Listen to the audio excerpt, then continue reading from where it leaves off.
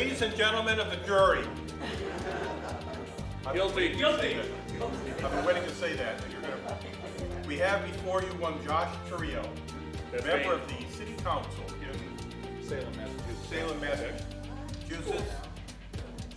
He has, yes, this is probably a picture off of his boat. Yes, that is Salem, Massachusetts, the water park. Josh is the principal in a company, using his initials, that provides support to people who have Apple computers in their offices or in their homes, need to connect them. He has years of experience, more years than, what's the name of the guy who invented Apple? No, that would be Johnny Appleseed. Okay, he has years of experience with Apple computers. He's an early adopter. And I charge you today to test this knowledge and see if you indeed come out the same way. Same feeling, same feeling. I'll never make it in a real court. Okay, good try. There you go, Josh. Good job, good effort, Steve. So again, as he has accused me of, I am Josh Turiel. I had a lengthy corporate IT career, which is back when I first knew Steve. We served together on the board of a networking users group, where I believe he has the lucky job of running it today. I had my stint in the late 90s running it.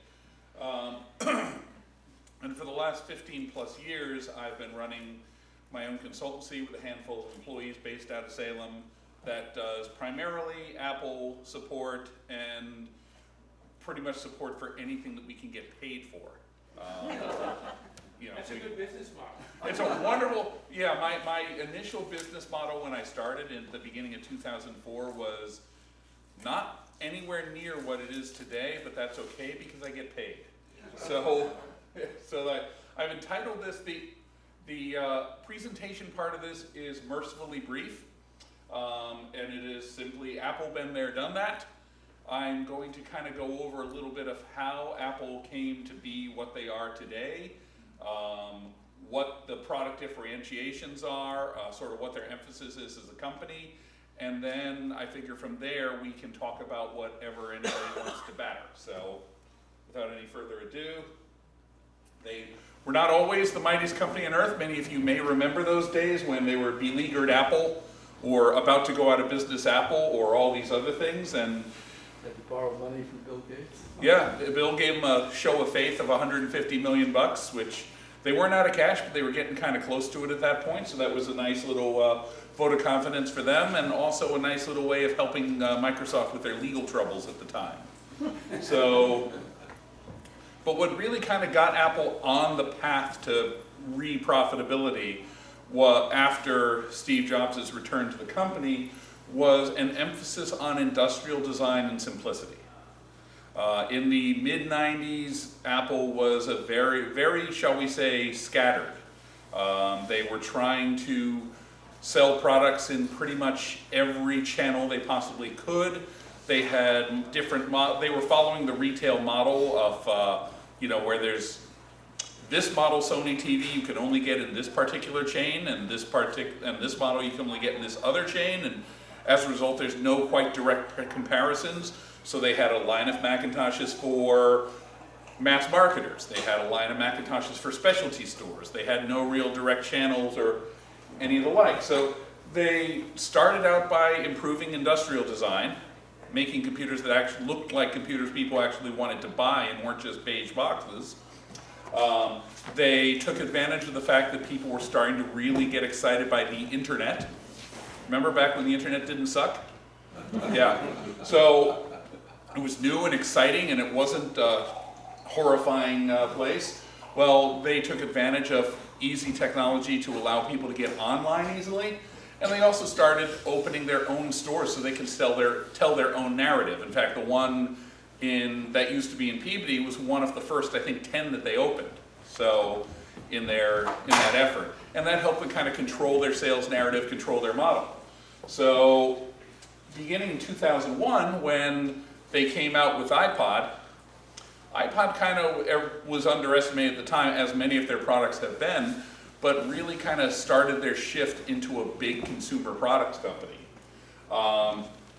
The only real remaining step for them at that point, in the mid-2000s, they made what became their third transition in processor technology, which is kind of remarkable that you take a company like Microsoft, who's been producing Windows and before that DOS for 35 years plus, actually almost 40 years, and they've always run, all their technology has always run on the same processor platform.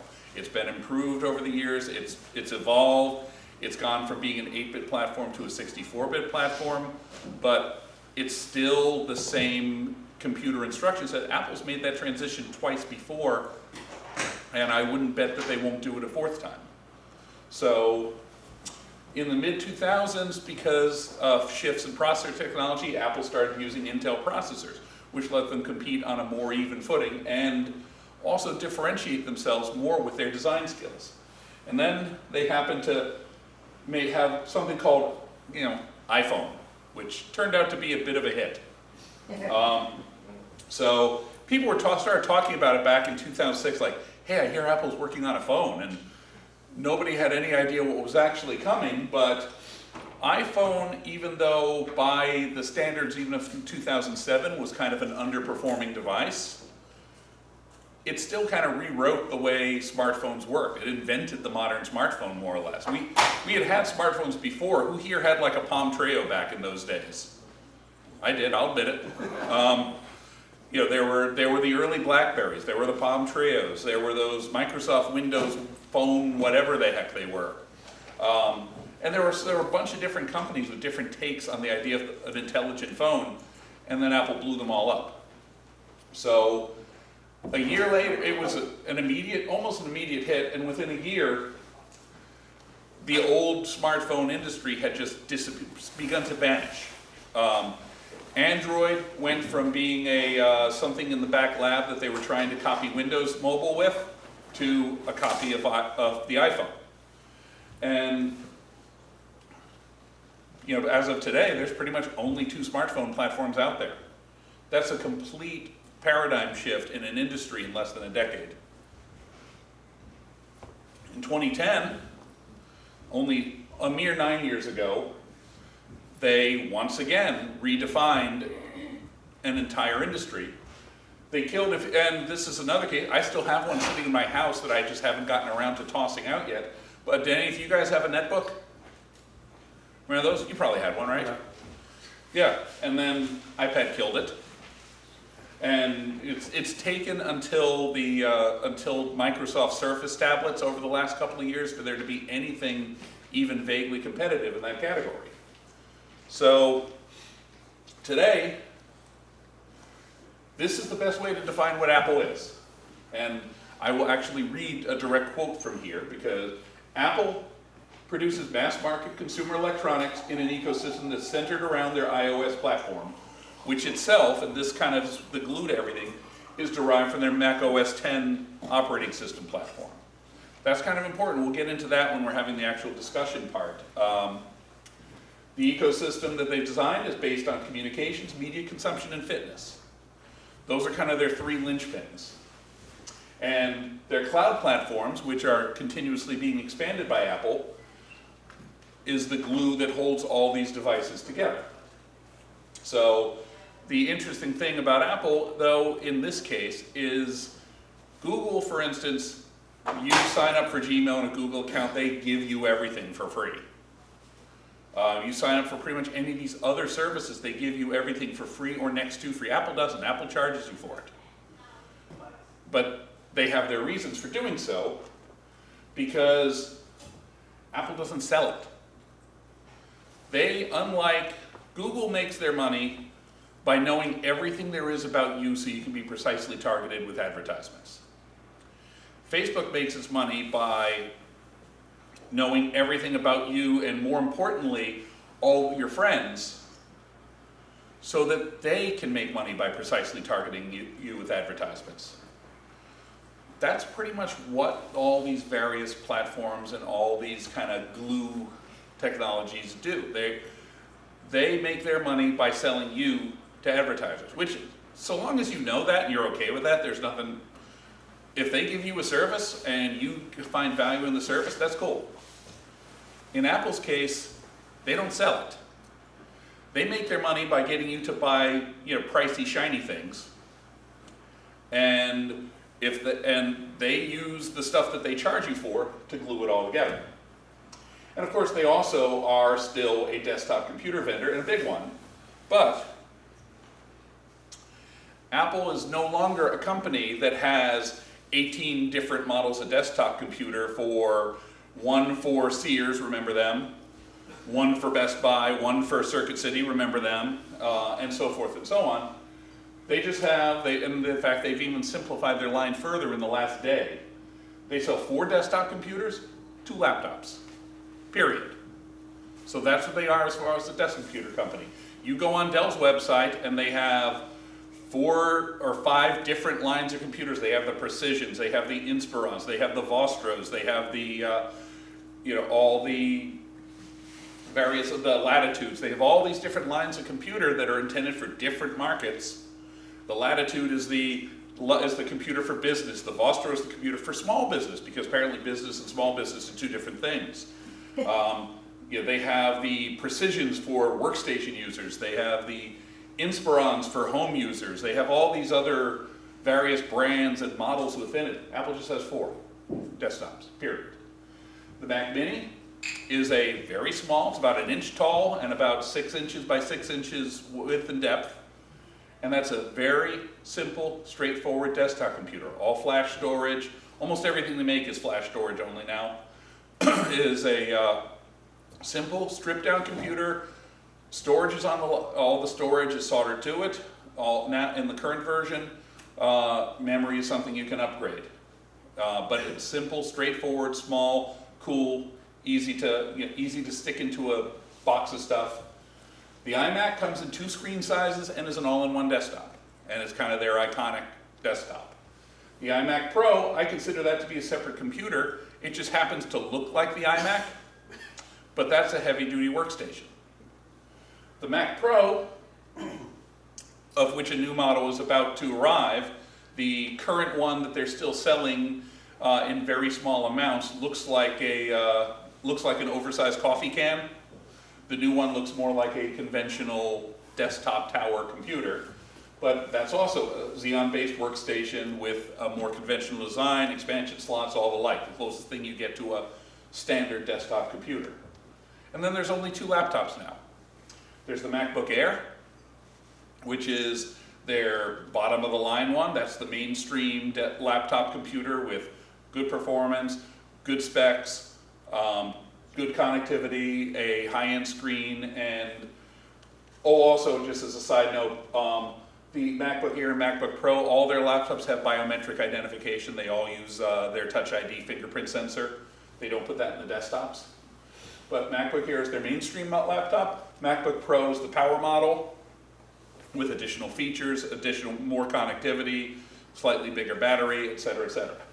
And that's available in 13 and 15-inch screen sizes. This is a 13. Can't quite tell with all the stickers.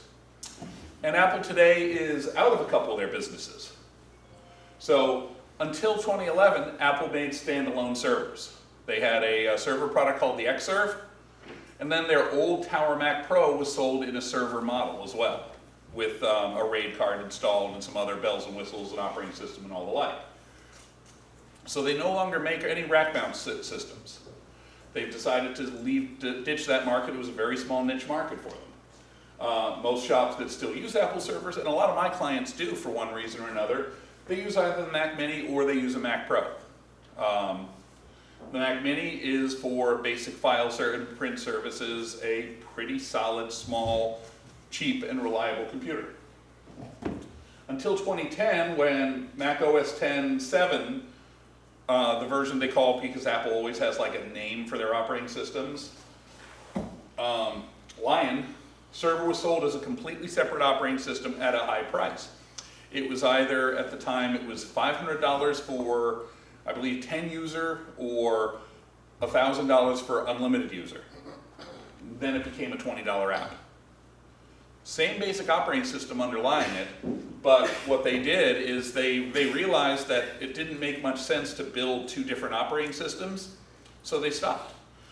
So all the server functionality that Apple provides is built into OS X right when you get it on a new machine.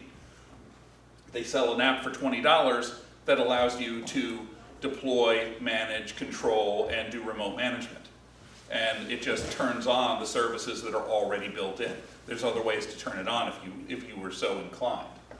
And then since they did that, Apple then started to take a look at what people were doing, what people were using their Apple servers for, what kind of markets they were serving, and they started taking things out because they realized they were putting in a mail server into it. Nobody was using it. They got rid of it. They had a calendar server built in. Nobody was using it. They got rid of it. People weren't using Macs to be, generally weren't using Macs to be web servers, and if they were putting third-party web server software on there and then ripping out what was in, so they took theirs out. And so on and so on and so on. So at this point, and there was another change that I'll get into in a moment. I kind of flip-flop these, but Mac OS X server used to provide things like web sharing. It had its own web server. It had a DHCP server built into it. It had a DNS server built into it. They've removed those. So most people with smaller networks that are served by Apple equipment, they usually get their DNS and DHCP services from their firewall. Or they might have another server in there to do that job, and so they took it out.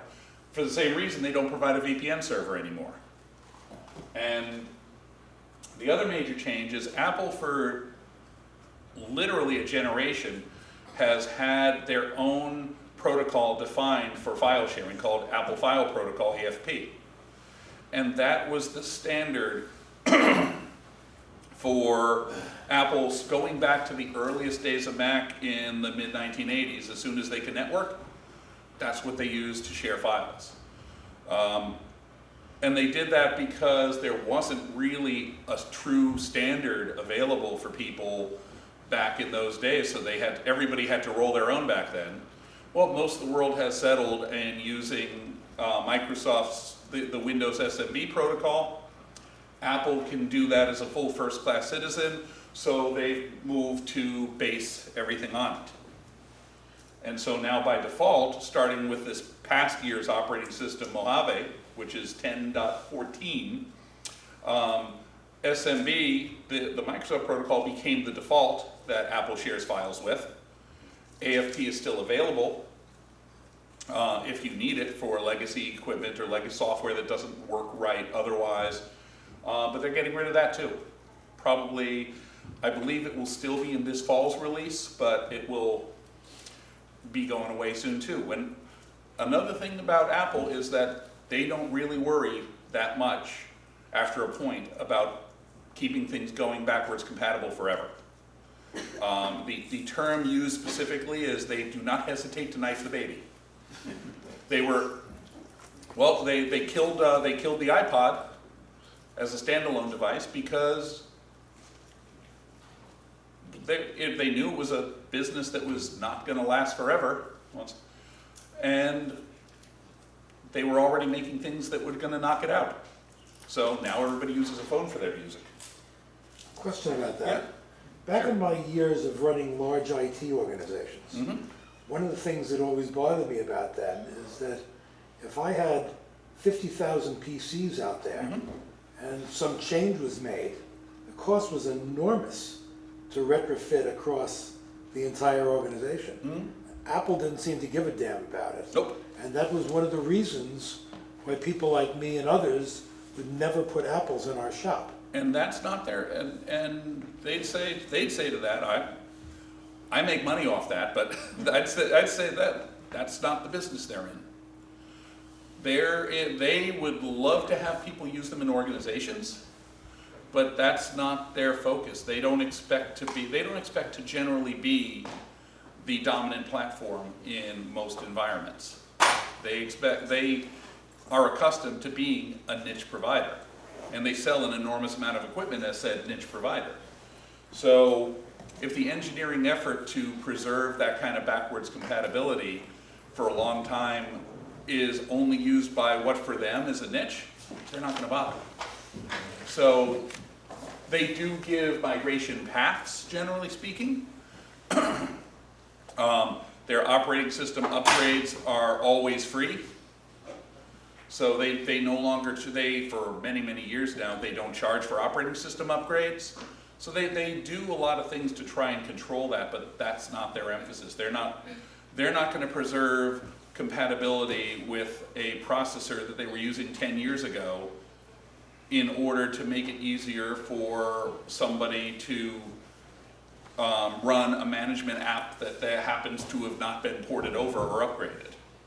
That's just not their thing. So, in the meantime, there's a whole bunch of other stuff to discuss here that when we get into this. But so something else about Apple is they have a custom that they have an annual upgrade cycle for their major operating systems.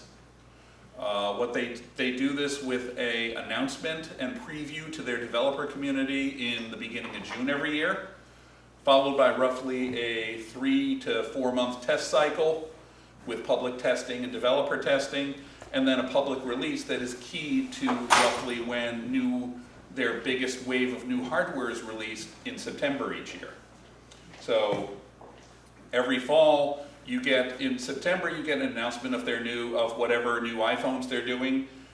Often, but not always, some upgrades to their hardware platforms. And the new operating systems for all their devices are shipped at approximately the same time.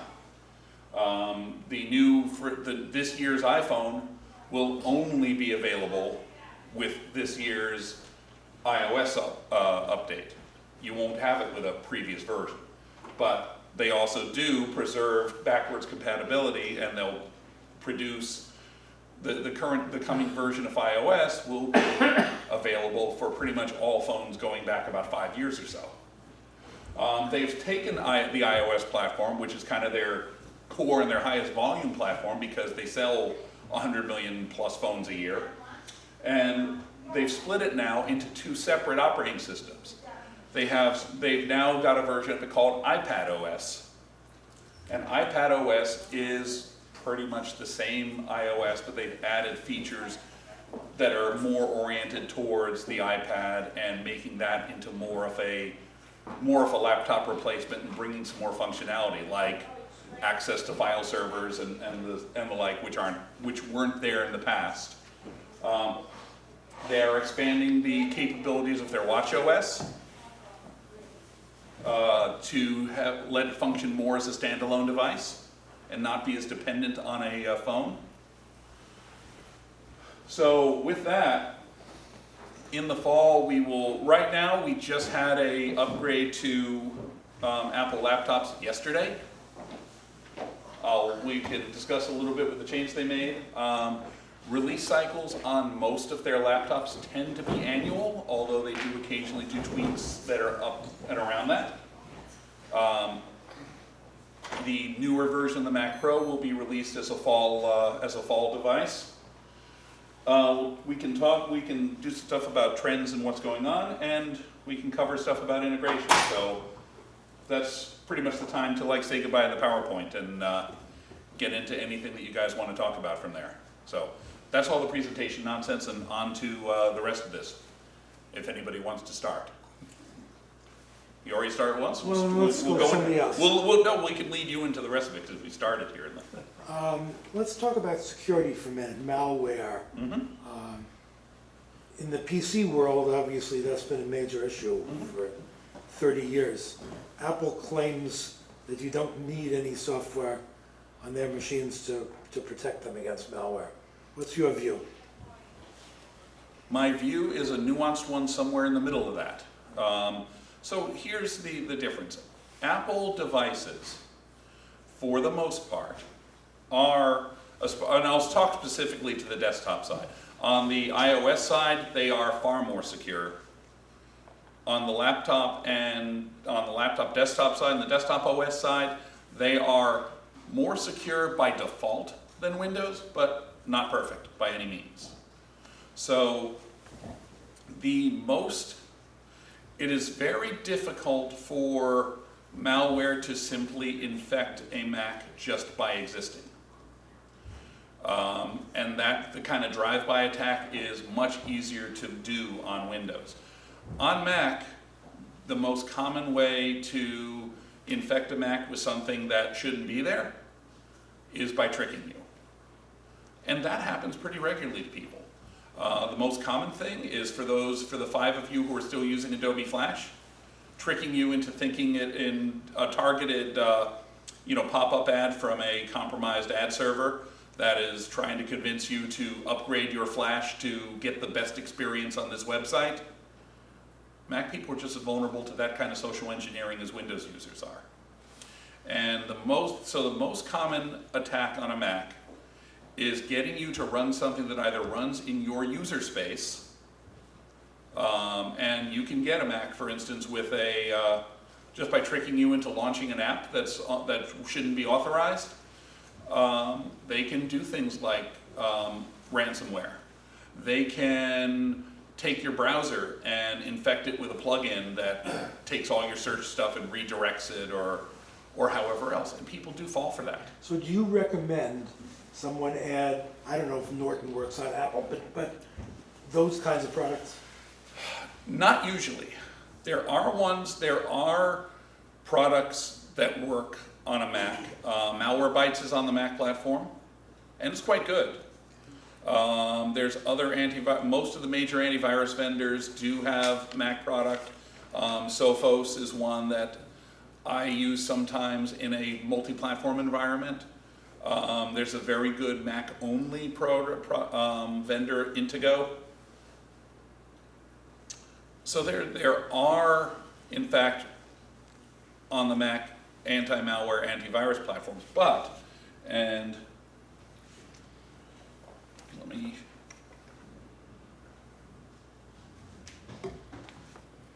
I'll show you something here, since the presentation part's over. So it's pretty easy.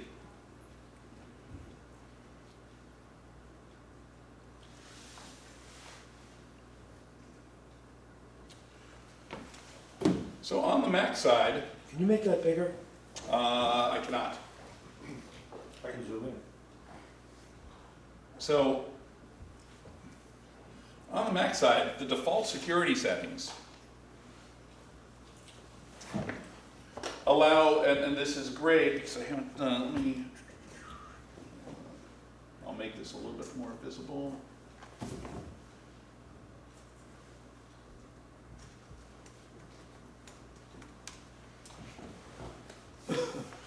So by default, you can allow the Macs use a technology. I'll just, I'm going to sort of ramble a little bit. I apologize, but Macs have technology built in 2 different things for malware prevention. One, and there's several other things behind the scenes, but they have, first off, they have a signature-based basic anti-malware system that's built into the operating system and updates pretty much anytime you connect to the internet. It's called XProtect. That's not the name of it per se. It's not it's not like Windows Defender. XProtect is the name of the process that runs in the background. That's all it is. And it's constantly checking in with Apple and getting any changes to learning the signatures of any new threats that they've discovered. So it's a signature-based threat detection and prevention system. It's built in. It automatically updates regularly. The other thing they iPads also? different stuff. We'll get the desktop is what I'll focus on for the moment. The other thing they have is something called Gatekeeper. Gatekeeper, and I'm not showing has 2 defaults, and then there's stuff if you're really, really techie, you can go in and go up, download beyond this for how loose you want to be. But by default, Gatekeeper lets you only run 2 kinds of app, and it can be controlled by policy at a company level, so you can actually push this out as a policy to people. But you can allow apps downloaded from the Mac App Store only, which is a good way of preventing anything unwanted from running, or the App Store and anything with a identified developer certificate. So Mac applications normally have to be signed. and that's important. There is a mechanism by which you can bypass the requirement for a signature when you launch an app for the first time. Most malware on the Mac tries to get that signature. They will somebody will set up a developer account, get a signature, bide their time, and then when they think they can do it and get as much as possible, they'll upload their app and try and get it as widely spread as possible before Apple finds out and revokes their certificate. And another thing in their technology is that they're always checking to see if a certificate is revoked. So they have a lot of built-in technology to try and keep you from making bad choices. But it is possible to make bad choices. So there's a few other things that they do by default, which is automatic logout, require administrator password to affect any kind of preference change that affects the whole system. As you can see here, you can also, for lock and unlock, you can do biometric unlock. You can use like my watch to unlock this automatically. And you can also control what has access to particular things on your computer, what has access to the whole drive. In my case, it's basically my backup software in Dropbox. What has control of any kind of accessibility functions? What can access my photo library? What can access my camera or my microphone? I can control that on an app-by-app basis. What apps have control of what apps can report my location? Also by default,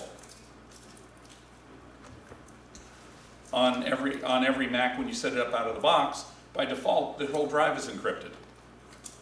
So without the password or recovery key or your Apple ID, if that computer is lost, there's pretty much nothing you can do. And activation lock, which is a feature that right now is available on the phone and on the iPad, where you can lock a device from, if you lose your phone now, you can go onto another device that you have that's still connected and set that phone to just die unless it's handed back to you. You'll be able this fall with the next version of Mac OS you'll be able to do that with even the laptops too. You can set it to, you'll be able to have activation lock on the computer side as well. So now that on the iPhone and iPad side, on the iOS side of the operating system, they do another thing that's above and beyond this. The difference between the Mac itself, which even though they're based on the same underlying technology, the iPhone platform goes much, much farther in terms of locking it down to be a single user approved software only kind of experience. The iOS devices can only run signed applications that are downloaded from the App Store. The App Store goes through review of every app that is offered to make sure that it isn't malware, that it isn't doing things it's not supposed to do, and generally, and they're pretty good about if there's something does sneak through, it tends to be nailed almost immediately. The most common way that something does wind up sneaking through is if it uses like an external function that's, let's say, I don't know, say it's an advertising supported app and it has which is something that you can get, on any app store now. You can get something where it's free and supported with built-in ads. So if the function to display those ads gets compromised, or it can be detected really quickly and knocked out. So essentially, the iPhone is far more locked down than the Mac is. The Mac, I can create my own program and run it. I can't do that on the iPhone. I can download something from the internet and run it on the Mac. I can't do that on the iPhone. The iPhone browsers don't support plugins, so I can't do that kind of tech. I can't hijack it through that kind of technology.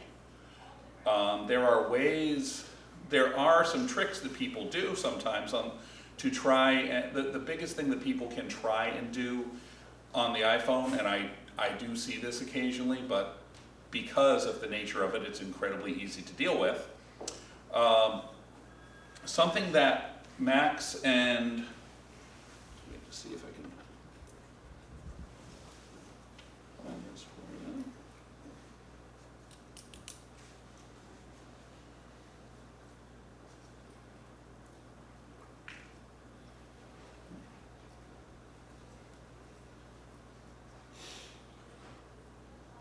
I gotta get my cursor back onto the right screen first.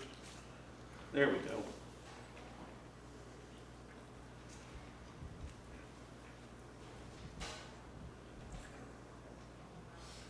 Here so I can actually see it, and then I'll bring it back.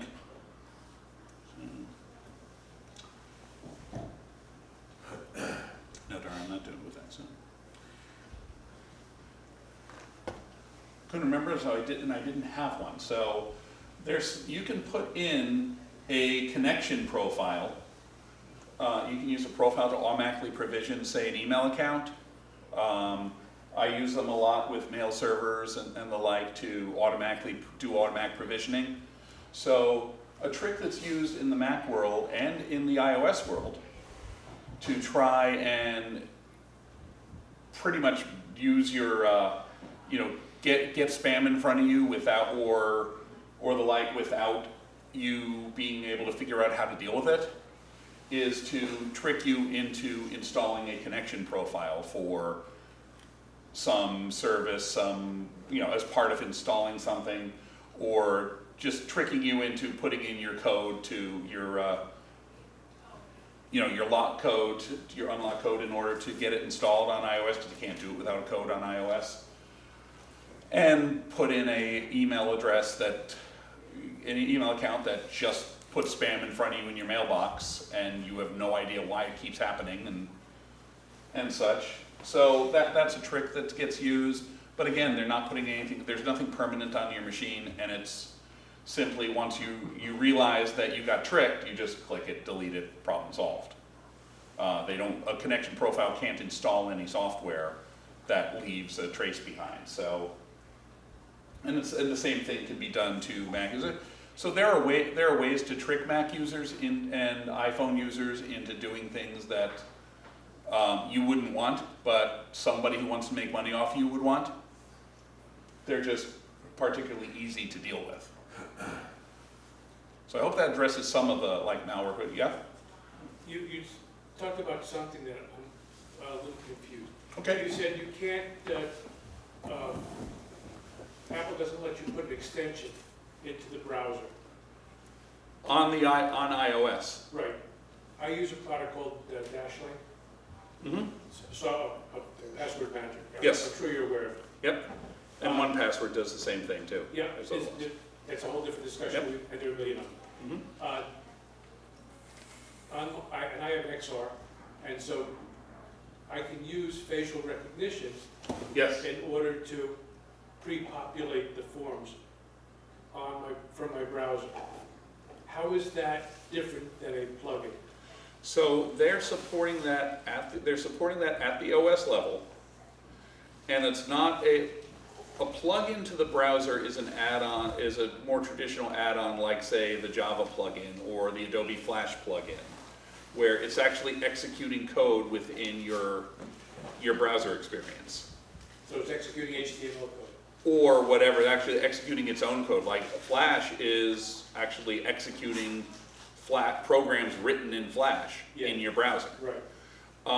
What a password manager is doing, or say a content blocker, because you can get ad blockers, is they are inserting themselves at a different level, and they're allowed to talk to and from. So communications between Dashlane or say AdBlock or whatever have you are allowed between your Safari rendering engine and the extension, but they don't execute within the context of each other.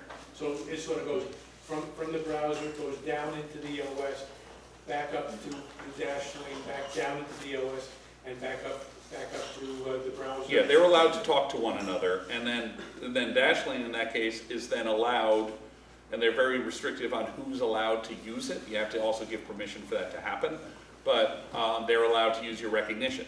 So they can use, once you give permission, you can use Face ID or Touch ID for authentication. Right. For instance to it. So it's the context in which the program is executing. Second question, can you talk about Jailbreak a little bit? There's not much to talk about nowadays because Jailbreak is all but dead. So Really? yeah. So jailbreaking is something that was done in the early days, in the earlier days of iOS and the App Store, because there were a lot of people who didn't want to try and put their apps through Apple review, because there were a lot of people who didn't like the fact that Apple was approving the applications that went on the store, and they also did, and there were people who wanted to sell software for the iPhone and didn't want to pay Apple a cut. So, as part of just general security work, if you could find a way to escape the control that Apple puts on the iOS platform and escape those protections, or jailbreak, if you could find that, you could use that to install that permission to then install your own apps without having to go through the App Store. And there were, for a while, for probably about a good 4 or 5 years, there was a pretty robust, completely third-party community of apps that was out there through various services.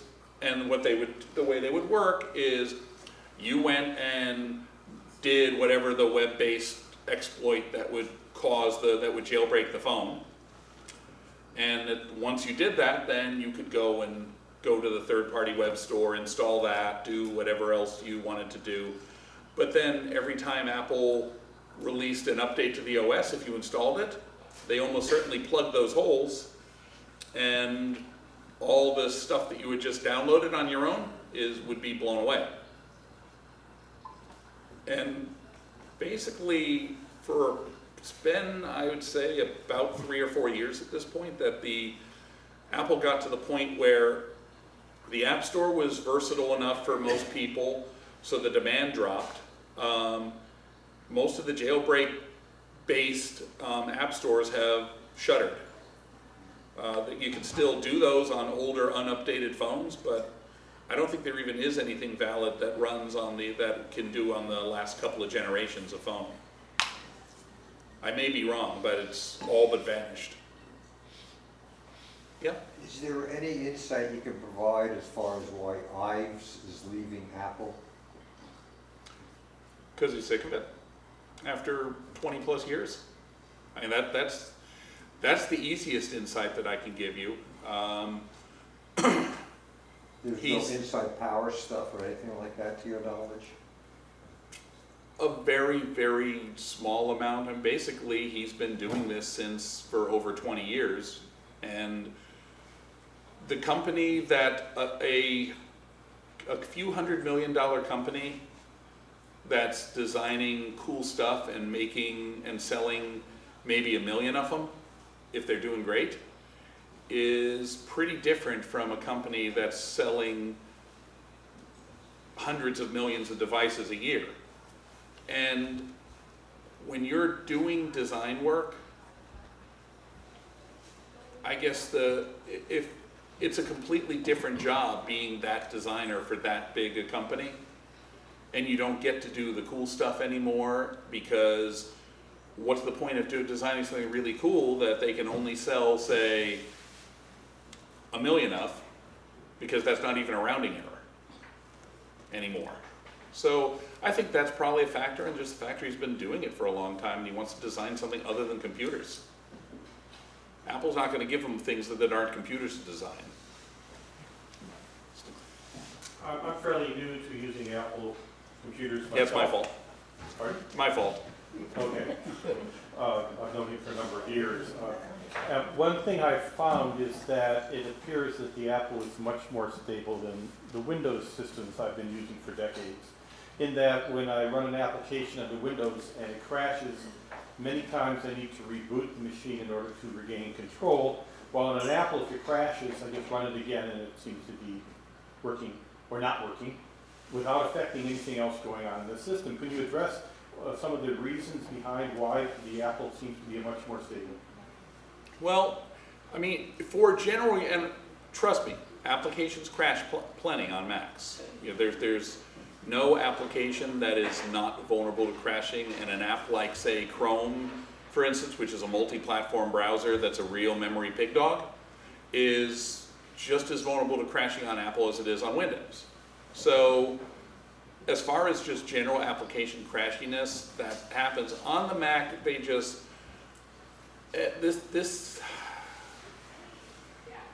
I guess the best way that I could put this goes back to something I said back at the beginning.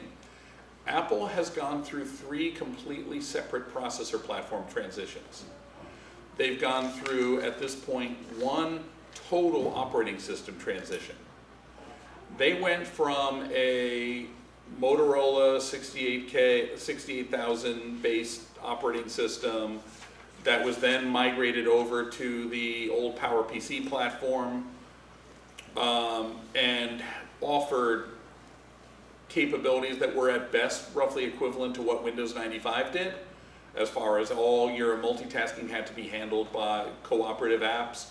A app that had issues could easily bring down the rest of the system. It was very easy to insert product programs at the system level that could affect operation and make another program less stable. They went to a Unix microkernel based operating system. Their operating system is based on the old Carnegie Mellon microkernel, which itself is what the roots of the Next operating system was, which was what Jobs' post-Apple company was, and then they got Jobs back by buying Next for the technology. So their Mac OS X is based on that microkernel architecture. And so very, very few things run in that extremely privileged space. The whole operating system, all your applications live in a layer around it. And I drastically oversimplify, and this probably isn't the place to go into like the deepest of dives. And not only that, but I'm not enough of a code guy to go into the deepest of dives. But the gist of it is there's very few things running in that innermost protected space on the operating system. And applications are running in the least protected, most isolated space, and as a result, if an app goes down, it's much less likely to take down the whole system. It's still doable. You can crash a Mac. It just generally takes a bit more work to do so, and it's less likely that a madly behaving app takes the whole stack down. So I'll start in the back there. Sorry, I came in late. The buzzword for the last month or so, Kernel, things that you read every day, is VPNs. And occasionally I do this and I find out you start to get ads.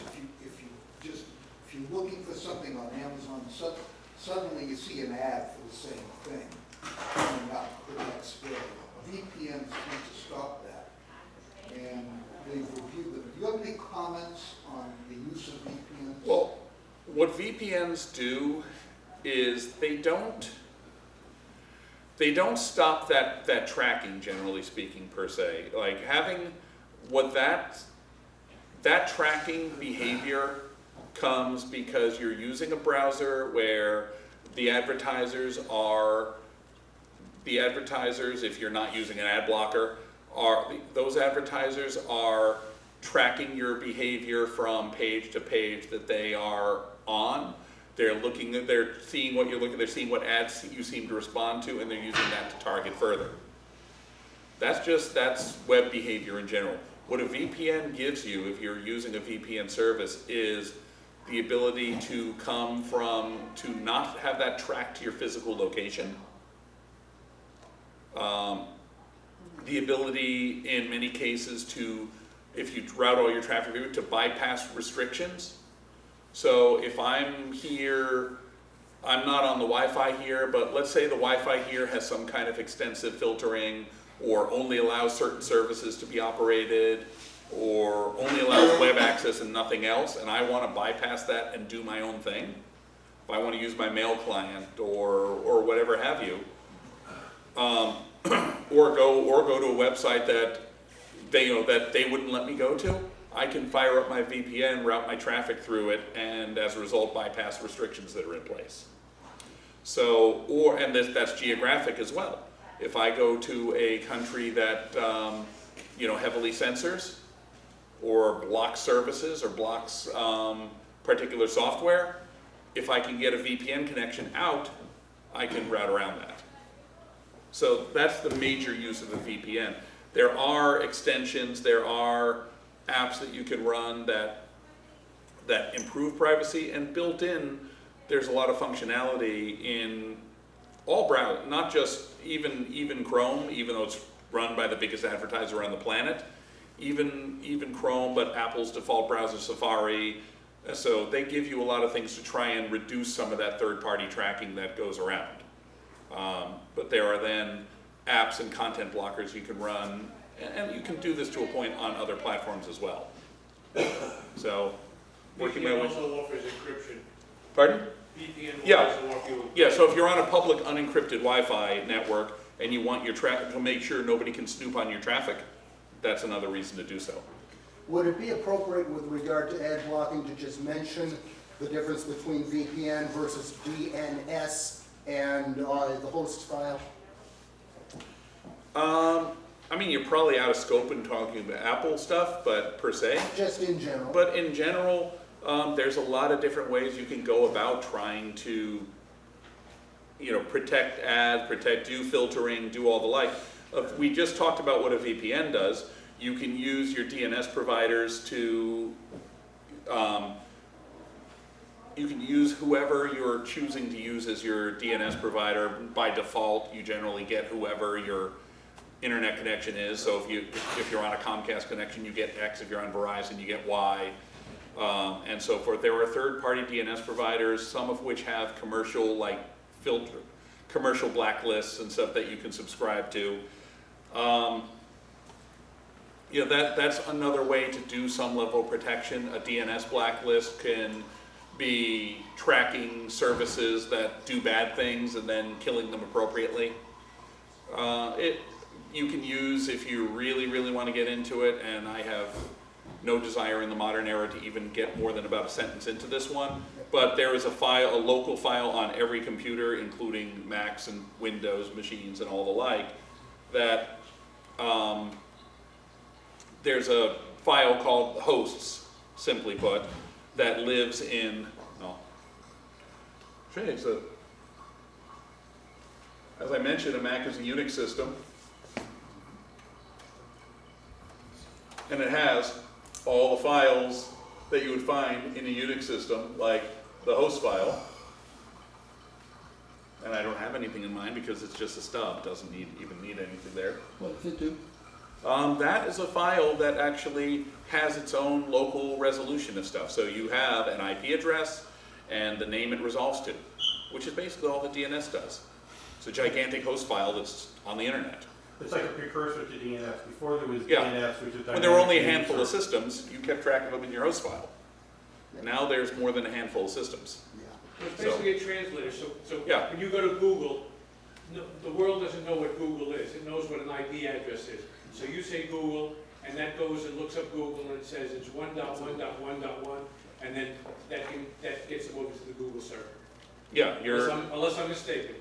only in the number in question, but if Yes. you're used, so if your DNS, when you open up your computer on a network, there's almost always a DHCP server, a dynamic host configuration protocol. Your computer wakes up, it checks in, it gets an address handed to it. Let's see.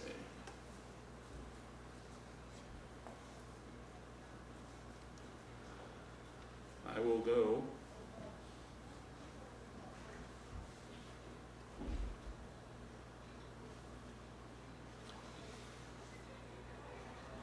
So if you notice, I just went on the Lexington network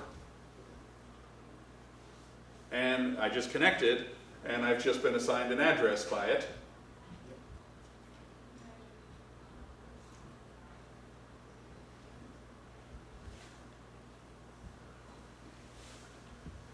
I've been assigned an address within the range here, and it's using a DNS server, the 1.1.1.1 DNS server. So now, anytime I want to go online to any site whatsoever, it's not all up yet because I haven't clicked on all the terms of service stuff that'll come as soon as I open up a browser. And I don't want to bother, but the first time I go, anytime I go to connect to a website, it's going to first ask that server, hey, who is this? The server will check up as far as it needs to all the way up to potentially the root DNS servers, of which there's a handful around the world, get the address, or give it back to me, and then my computer's going to hold on to that for an hour or two, and that's how it's going to access. So that's our deep nerd for the moment. So this is different from the way VPNs operate, it's just a different purpose entirely. Yeah, that's simple resolution. Now, you can get some of the filtering capabilities of, you don't use a VPN you don't use DNS to make your browsing private or to gain access to services that you otherwise would be blocked from. But what you can do with that, and this is a case, you can use some paid DNS services to do things like web filtering or blocking or some malware blocking. So there are ways to do that, which is kind of useful. Charlie? Yeah. So I have been happy Mac user, the MacBook Pro for Most of us are. almost 10 years. For 8 of those years, my MacBook Pro, I had it fixed up so it would talk sweetly to my PC. Mm-hmm. Sometime in the last year, I lost that connection, sort of my local Wi-Fi, and I've spent way too many hours trying to get it back. And how old is that PC? The PC? Oh, Windows 7. It's probably it's older than my Mac, So but it never had any trouble. So it used to work? Yeah. So what has changed in recent years is a couple of things, and both of which are security related. And the PC, this is probably the case. The Mac is talking to the PC and expecting to find the older, less secure version of SMB running on the PC. The PC probably has turned that off. So there are two ways to go about it. One is you can tell, and I don't have I could spend the next hour digging up all the stuff, and that's not really in scope here, but we can take you can take the Mac and force it to tell it that even though this is an old Windows machine, it's using the newer SMB version, or you can re-enable the older, less secure SMB on the PC. And that will one of those two will probably address that. I've had similar situations happen in a couple of those mixed environments, so it typically works fairly nicely. The other thing that is always important to do, and this is a thing for PCs as well, is sharing works much easier typically if you make sure that both computers are identified on the same workgroup. That's one of the little gotchas of Windows networking.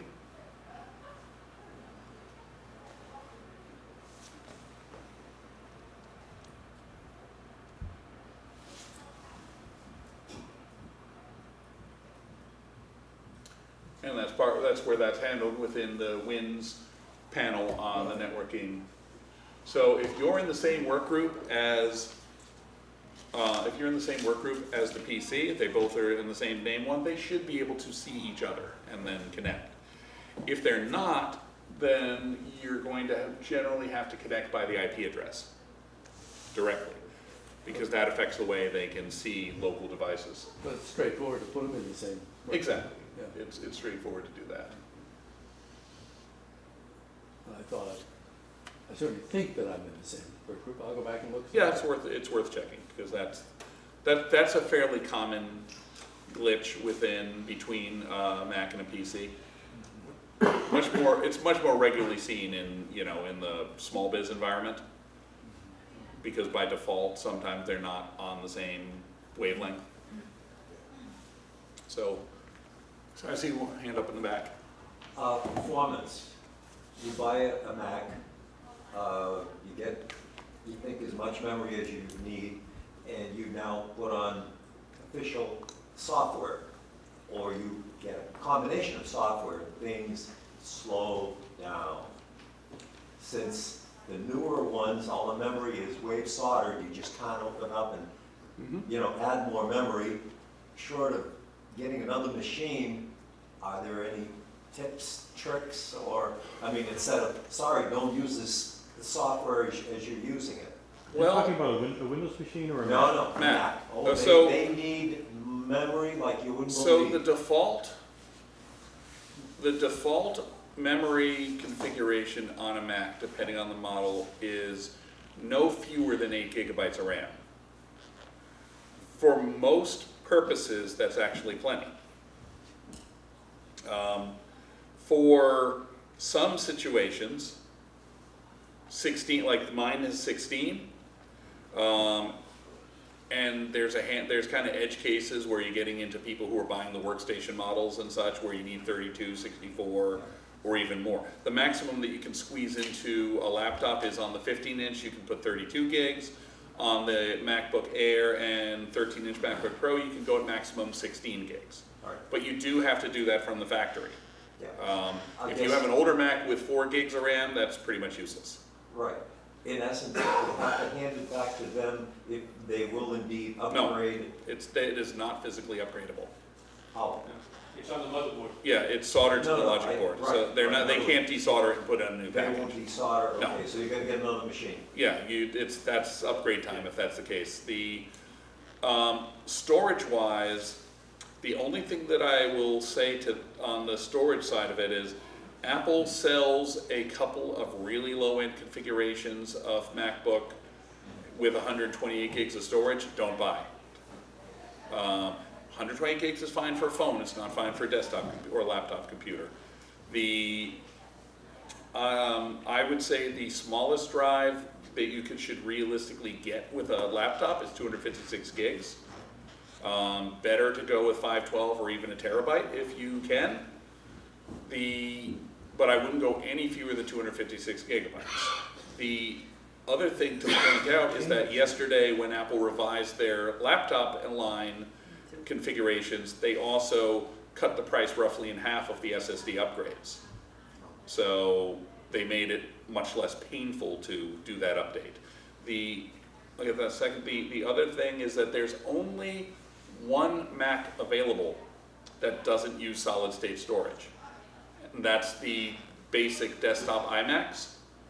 By default, those come with what Apple calls a Fusion drive, which is a single drive container made out of depending on the size you get of system, between about 60 gigabytes and 128 gigabytes of flash storage on a stick on the board and a spinning disk hard drive. And then they're combined and optimized together as a space. For practical purposes, it is somewhat faster for most things than a standalone hard drive is, but nowhere near the speed of solid state. I generally recommend if you're getting an iMac desktop, get it built to order with solid state as well. I'm sure that day is coming soon when they move away from it. But the iMac Pro and Mac Pro are solid state only.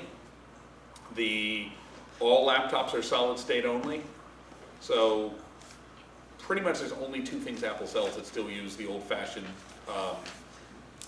rust on a plate. You just said something that triggered a thought. I had a thought once, died of loneliness. Yeah.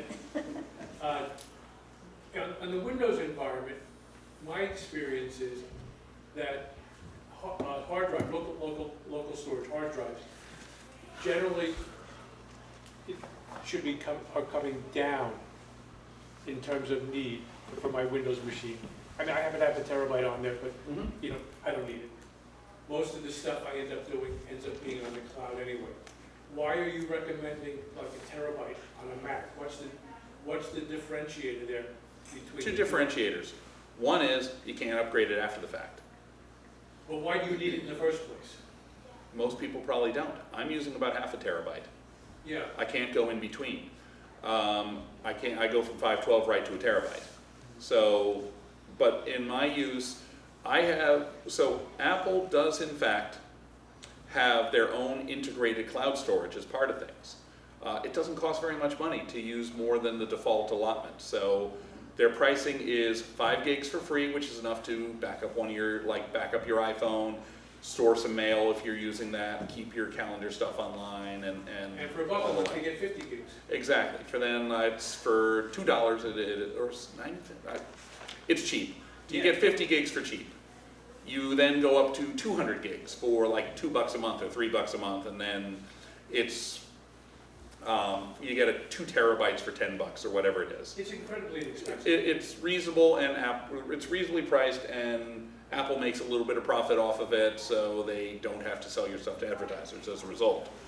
But the biggest say is with iCloud Drive, which is what that service collectively is called, with iCloud Drive, your photo library can be stored there. Mine's almost 200 gigabytes. Yeah. Your mail, any stuff that you use, and in my case, I keep my desktop and documents folder stored in iCloud, and because of that, I have, wherever I go, my Mac at home and this Mac here, they've always got the same stuff on it. And interoperability too. Yeah. Once you're in the cloud, It's very easy to stay you there. can pull it down But on Napkins. and this is I like having it always here and always synchronized. If I don't have enough local storage, Apple will do a wonderful job of bringing down stuff as I need it, but that only applies if I've got a live internet connection at that moment in time. So I like to have it all locally cached. My couple of hundred gigs of cloud storage, I like to have it locally cached, and that makes my user experience that much nicer. It cost me a couple of $100 more when I bought the laptop, but it makes me grumpy less often, and I think that's worth some money. And following on the question, Windows 10 versus Windows 7, the interoperability seems to be much better. And that Windows 10 solves a lot of problems in terms of, early people talking about, Steve was talking about Apple, Windows crashing and all that stuff. Yeah. I think Windows 10 and iOS are probably at both about the same level of stability. Yeah, Windows 10 is generally speaking a pretty good product. I think there are differences and there are strengths and weaknesses on both sides. Absolutely. Things that I do not like on the Windows 10 platform is the fact that there's essentially 2 different control panels. I'm not particularly fond of that.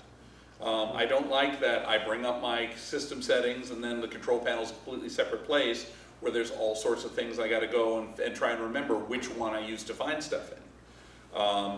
I don't like some of the things about the way the current version of the start menu works. I still prefer the old one. I do think that it is generally more stable and better at stopping bad things from happening than Windows 7 was, and Windows 7 itself was a leap forward from XP. So it's generally pretty solid and stable, but I also, when I go back to the North Shore from here, one of the things I have to do is stop and visit a person whose Windows 10 machine no longer starts up because of a driver that went, probably because of a driver that went bad. It's having a power driver blue screen error. I should be able to fix that pretty easily, but I haven't seen that happen here. Mainly, and this is the difference, I guess, between a Windows, which is painstakingly developed over decades, with maximum backward support, maximum third-party device compatibility, go buy the video card from whoever you want it, build your PC out of whatever stuff you'd like, and rely on those third-party vendors to make sure that everything works, versus Apple, who puts it all in a box. and they provide the support for pretty much anything that runs at the operating system level, like third-party video cards even. If they aren't, if Apple doesn't include that software in the OS, it's not gonna work, or it's gonna work minimally. But you don't have nearly as many opportunities on the Mac to insert something at the lowest level that can render the system unstable. And that's really the biggest strength that they bring to the table, is that absolutely tight fanatical control can be a real pain in the butt to somebody who considers themselves to be a real power user, a real tinkerer, somebody who loves to tweak their computers. But it results in typically a better experience for the day-to-day end user. Right, simply says the difference between an open system and a closed system. Yeah, and Apple is a closed system that's based on an open system. For sure. And there's a lot of things you can do on a Mac, but there's a lot of things that they say, no, stay away. Because there's no such thing as an open software foundation for Macs. Well, I mean, they're running, if you go, you can happily go and download virtually the entire operating system is open source code. Oh, for sure. You can recompile it and rebuild it yourself. You can you can download for free their development software environment, build your own stuff, and insert it into your system. It's just, that's not what they want you to do. They want you to write software that you can sell. They don't really want you to tinker. And so they make it very, very difficult to go under the hood. Yep. Any other hands up? Yes? I have one quick question. Sure. I raised this to John Moody today, and I raise it to you now. Is there any possible danger with this phone, having it near your head at night, or having your kids use it a lot? I mean, not just the use, the electromagnetic, whatever, or a laptop on your lap. If you don't get vaccinated, you're fine. I will actually treat this one seriously and get a little bit into, so all the radio frequencies that an iPhone, MacBook Pro, all these operate on, all these Wi-Fi and Bluetooth and cellular devices, they work in frequency bands that are non-ionizing. Ionizing radiation is the kind of radiation that turns your DNA into something else and potentially harms you, causes cancer, all those things. X-rays are ionizing radiation. Gamma radiation, all these gamma ray radiation, all these things, ultraviolet from being out in the sun, ionizing radiation. They actually split apart your DNA and potentially do harmful things to it. All the stuff that we're talking about here operates in a non-ionizing band. So there is an interesting analogy here that most Wi-Fi that you use and all Bluetooth and lots of operates in roughly the 2.4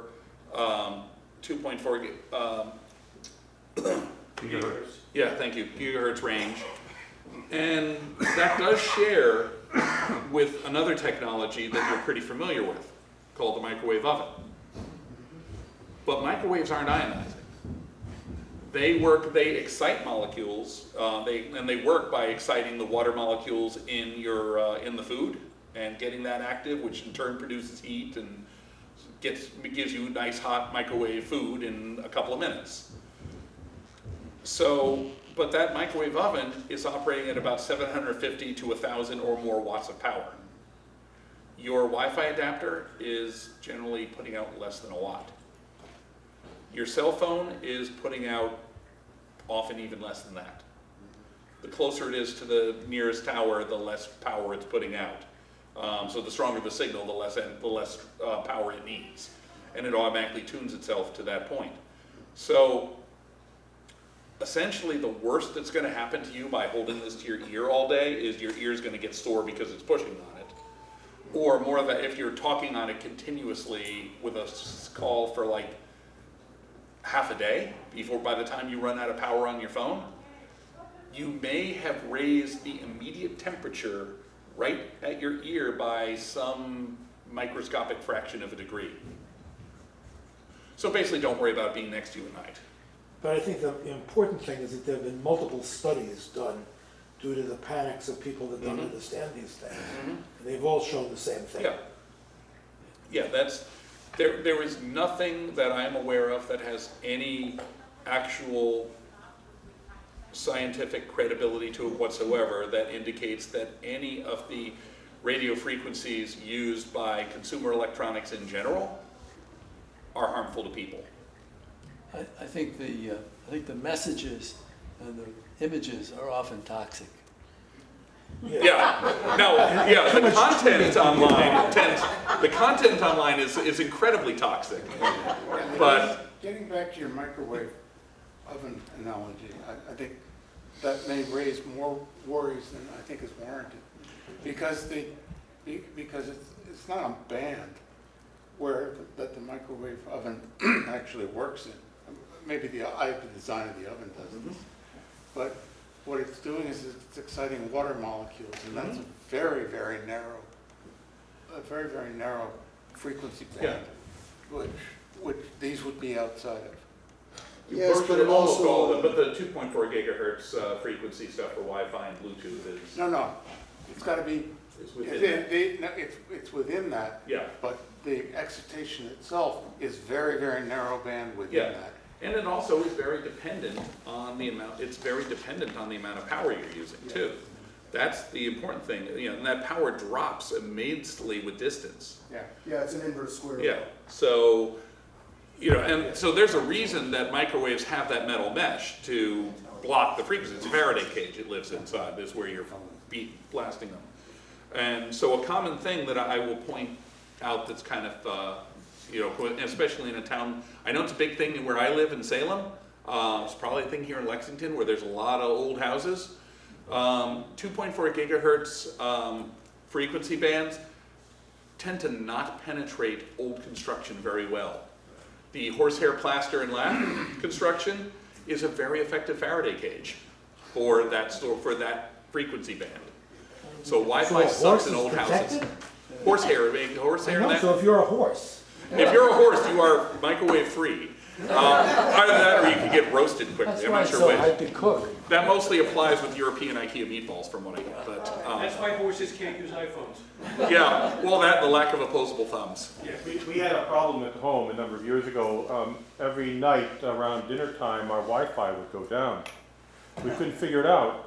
And then I did some exploration. I found out that every time we turned on the microwave oven, the Wi-Fi box that was sitting right next to the microwave oven would stop transmitting, and as soon as the microwave stopped, you get it was interfering. So we moved it a few feet away. Yeah, because there was enough frequency, there was enough spillover, even despite the insulation built in, that it had some interference to it. But the major point is, I guess, when you can be around this stuff all day long, and you're going to get squinty from staring at the screen. You're going to get irritated from having that much internet in front of you all the time, and your ears going to get sore from having a phone next to it, but you're not going to be harmed by it. In the back? Opinion question. Okay, I've had opinions. iOS 13 has been touted for the last 90 days as the most dramatic basic change across the board. There's all sorts of stuff going on. The most dramatic change since iOS 12. Now, let's talk about iOS 12. Within 4 days, they had 12.1, then they had 12.2. Yes. And they've got a remarkably bad reputation that, with 100 million users and beta testing for so long, they find out that they screw up the basics. Would you recommend holding off on iOS 13 for a week or 2 or 3? It depends. So and this is the difference between the Apple testing process, which is far more open and far more wide than it used to be. So Apple develops the operating system and they start releasing their betas. I think they're already on developer beta 6 at this point, and there are now 2 or 3 public betas in.